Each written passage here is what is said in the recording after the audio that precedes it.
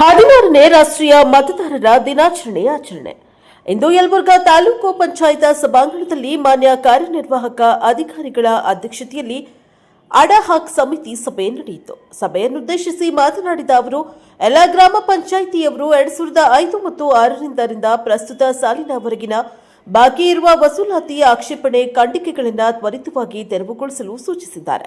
ನಂತರ ಗ್ರಾಮವಾರು ತಿರುವಳಿ ಅವಿವರ ಕುರಿತು ಪ್ರಗತಿ ಪರಿಶೀಲನೆಯನ್ನ ನಡೆಸಿದ್ದಾರೆ. ಈ ಸಂದರ್ಭದಲ್ಲಿ 16ನೇ ರಾಷ್ಟ್ರೀಯ ಮತದಾರರ ದಿನಾಚರಣೆಯನ್ನ ಮಾನ್ಯ ಕಾರ್ಯನಿರ್ವಾಹಕ ಅಧಿಕಾರಿಗಳ ನೇತೃತ್ವದಲ್ಲಿ ಆಚರಿಸಲಾಯಿತು. ಕಾರ್ಯಕ್ರಮದಲ್ಲಿ ಮಾತನಾಡಿದ ಅವರು, ಭಾರತ ಚುನಾವಣಾ ಆಯೋಗ ನನ್ನ ಭಾರತ ನನ್ನ ಮತ, ಭಾರತೀಯ ಪ್ರಜಾಪ್ರಭುತ್ವದ ಹೃದಯದಲ್ಲಿ ಭಾರತೀಯ ನಾಗರಿಕ ಎಂಬ ವಿಶೇಷ ಧ್ಯೇಯವಾಕ್ಯದ ಮಹತ್ವ ಸಾರುವ 16ನೇ ರಾಷ್ಟ್ರೀಯ ಮತದಾರರ ದಿನಾಚರಣೆ ಆಚರಿಸಲು ನಿರ್ದೇಶನ ನೀಡಿದ್ದು, ಅದರಂತೆ ಎಲ್ಲರೂ ಕಡ್ಡಾಯವಾಗಿ ನೈತಿಕ ಮತದಾನದಲ್ಲಿ ಭಾಗವಹಿಸಬೇಕು.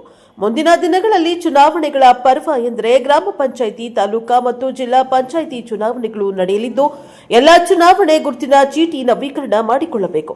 18 ವರ್ಷ ಪೂರೈಸಿದ ಎಲ್ಲರೂ ಕಡ್ಡಾಯವಾಗಿ ಚುನಾವಣೆ ಗುರುತಿನ ಚೀಟಿ ಮಾಡಿಕೊಳ್ಳಬೇಕು ಎಂದರು.